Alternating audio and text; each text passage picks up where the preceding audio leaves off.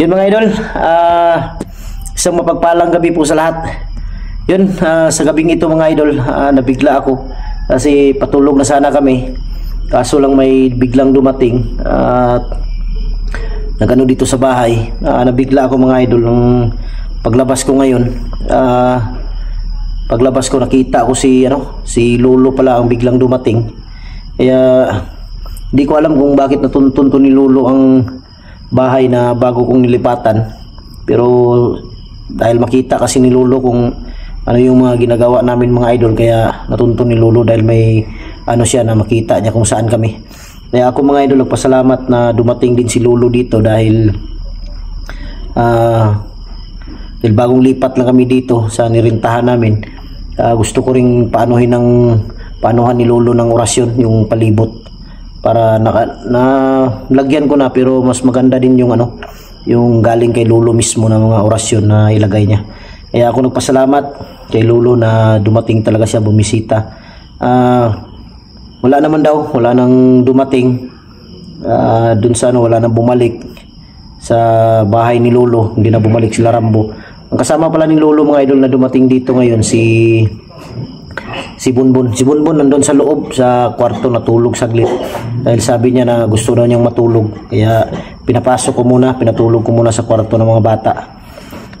Yun, mega love shoutout sa inyong lahat, sa lahat ng mga solid supporters natin, sa lahat ng mga silent viewers, sa lahat ng mga OFW, kapatid nating mga Muslim at kapwa o Guardians Brotherhood Incorporated.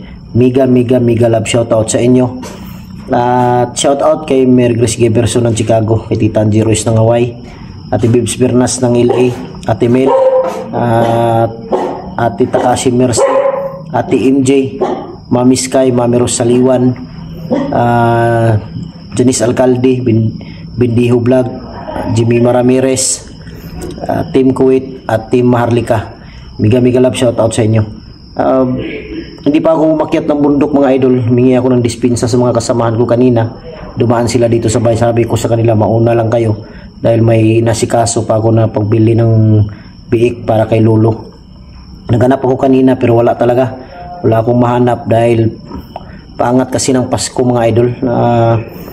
Meron kanina napuntahan ko, hindi pa lumabas yung biik, bayad na, kaya nahirapan ako kung saan ako makahanap ng biik para dalhin ko na kay Lolo.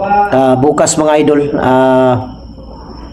maghanap na naman ako, dahil ang pera kasi ang niingat-ingatan ko, lagi nasa akin. Baka hindi natin maiwasan magipit tayo sa pera, makuna natin, pero hindi ko talaga ginawa yun dahil para kay Lolo yun, pangbili ng biik. At yun, nandito si Lolo mga idol. At kanina pala may sinabi si Lolo na yung balhibo ko kanina, na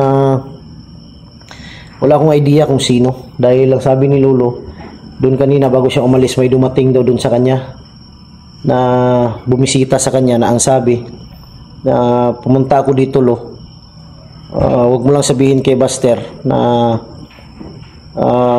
pumunta ako dito, ako mismo yung pupunta sa kanyang bahay. Yun ang sabi. Hindi ko alam kung sino, hindi din sasabihin ni Lolo kung sino. Wala akong idea kung sino mga idol ang pumunta kay Lolo at pupunta dito sa bahay. Yan, nandito si Lolo. Lo, ang gabi Lo. Wala na ni Kuan sila Rambo na dito. Wala ang motor na dito. Nangay ko yun na abot man ganiha dito. Dili siya magpasaba Lo, kinsa Lo? Dili siya magkuan. Pero kaila ka na. Kaila ko? Yeah, kaila. Kinsa ka na no? Anak po. Hindi lang ako kuan sa mga nga. Kinsa ka na no? Kaya pangalan. Pero niingon siya nga madto siya diri sa kuwa daw. Pa. Ingon siya nga kaadtong kanibas diri dito. Kinsa ka na no? Nasi ito yun mo. Pasalamat po gulo ba ni adto ka diri kay ang palibot lo ba akong kuanan ako orasyon lo kay takabalo basig matumig bukid lo ba niya musulong sila diri, ako arang pamilya na adri akong mga anak. Mas bahay na makuha na orasyon lo no. para safety sila ba. Si Bonbon lo diha lang sa nalon tulog pa man. Unya na lang ako napukawon. Gani. Yan mga idol. Salamat talaga ako dahil binisita ako ni Lolo dito. Hindi ko akalain na pupunta si Lolo ngayong gabi dito sa bahay. Kaya magpasalamat din ako dahil delikado pag walang mga orasyon na nakalagay sa bahay dahil pwede nilang pasukin. At ang sabi ni Lolo, di ko na lang sasabihin sa video na may pinag-usapan kami ni Lolo tungkol sa mga kasamahan kong nabihag. Sa amin na lang yun. Basta malalaman nyo lang kung makaakyat na ako ng bundok dahil may upload na akong video na nasa bundok ako. Hindi ako sure bukas ba or basta sa sunod na araw. Basta unahin ko lang na mabili yung biik na para kay Lolo para maalagaan niya na dahil may ayusin din doon yung sa tawag sa amin bomba, yung tawag na sa Tagalog na ng bomba Kasi tawag na sa Tagalog sa bomba. Kasi tawag na kanang sa tubig. Sa tubig ba si tawag na sa Tagalog? Puso negro sa brak. Parang puso negro yung ganyan mga idol. Basta. Oo. Yan, dahil ayusin din yun. Lalagyan namin ng bubong para uulan, hindi mabasa si Lolo. Oo. Dahil may nag-aano doon na chemicals ng ng mga sagingan, baka pupunta doon sa kung may tubig si Lolo, maanuhan ng chemical. Kaya lagyan namin yun ng bubong. Yun ang ko para matapos na naka-concentrate na ako sa bundok at matulungan yung mga kasamahan ko dahil humingi ng tulong sila ngayon. Lalong-lalo na ngayon sila Tikboy at si Kyung, walang update sa kanila kung saan sila. Pamilya din ni Tikboy, yung mag-ina niya. At si Benji din mga idol, humingi din yun ng tulong dahil bihag din yung dalawang anak yata, pati asawa niya. Kaya salamat ako kay Lolo. Salamat kay Lolo niya. Ito ka diri. Asa may unahon na to, Lolo? Dire na sa gawas.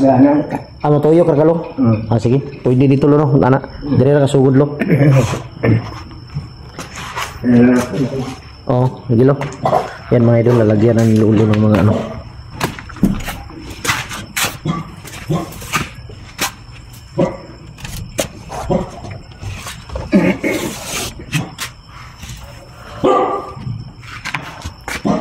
Silbi na rin ito mga idol. Silbi blessing na rin to sa bahay.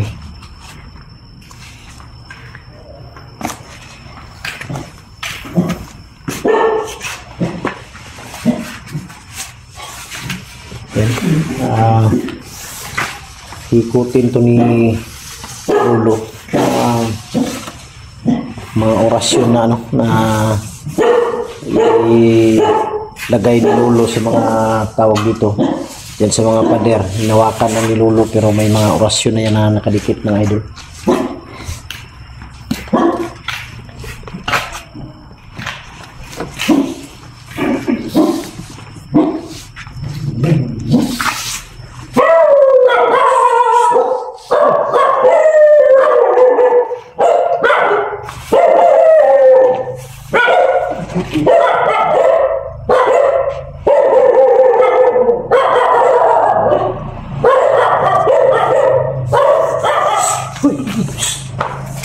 Lo murag kita nila yung kuan lo.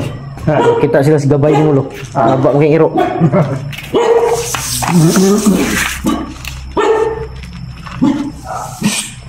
Parang nakita nila yung gabay ni Lolo mga idol dahil sobrang ingay. Yan. Kinalo. Oo. Ngani. Okay, sekarang di dia mo kuan. Unggit lo. Pilon tong gate.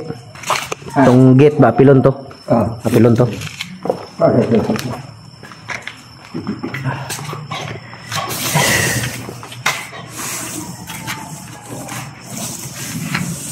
Yan.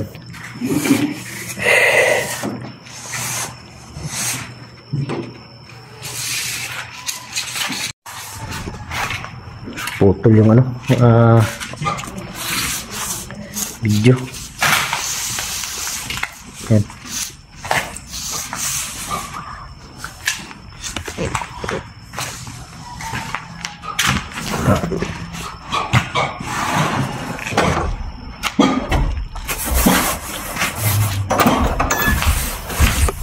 Kanina sa loob, ano na yan, tapos na yan sa loob.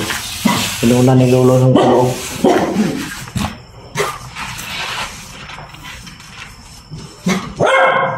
Okay, maingay.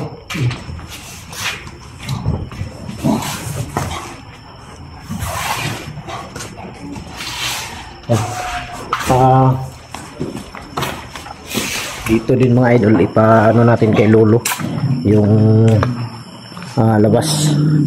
Nakabukas pa yung gate.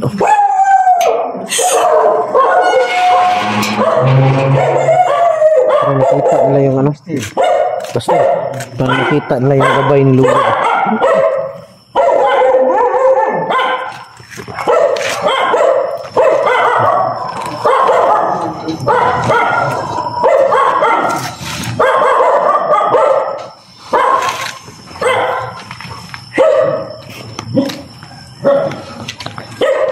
Okay na yan, Lo? Yan. Kampante na ako mga idol na pupunta ng bundok dahil sa nalagyan na ni Lolo ng ano, ng kakaiba yung pag ano ni Lolo dahil hawakan niya yung buong ano ng bahay, paligid.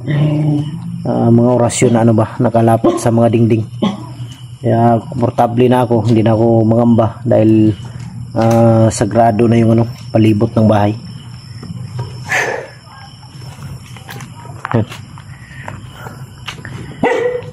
Kumingay. Yan.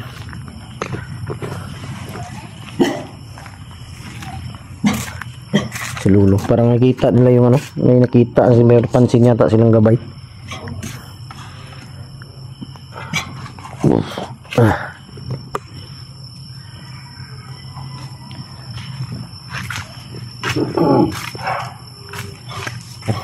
Okay na, Lo? Okay. Okay, Lo. Yan, tapos na. Basta, abangan nyo mga idol. Kumagay. Yun na lang yung ano, yung video na to, pagbalik namin, pa-upload nito. Huwag ka! Nadong aso to. Parang may nakita sila, Lo. Lo, murag na sila nakita. Yung mga aso ba may nakita. Kumingay. Yan mga idol, abangan nyo yung video na to. At abangan nyo rin yung pagbalik ko ng bundok para makatulong ako sa ano, makatulong na ako sa mga kasamahan ko. Sana may ligtas natin sila agad para matapos na yung ano, mga ano nila, yung paghihirap nila. Na bugbog sarado, walang kain, walang tulog. Kaya kawawa din sila mga idol. Kaya basta matapos ko lang bukas yung ano, makahanap lang ako agad ng ano, nakita lang ko na yun og maugkuan, Lo. O baktin kaya para makuha na ba? Butang na bitaw dito sa kulungan. Isod kayo ba kung di pa nato mapalit? Basta paangat og December dahil lisod kayo baboy, Lo. No?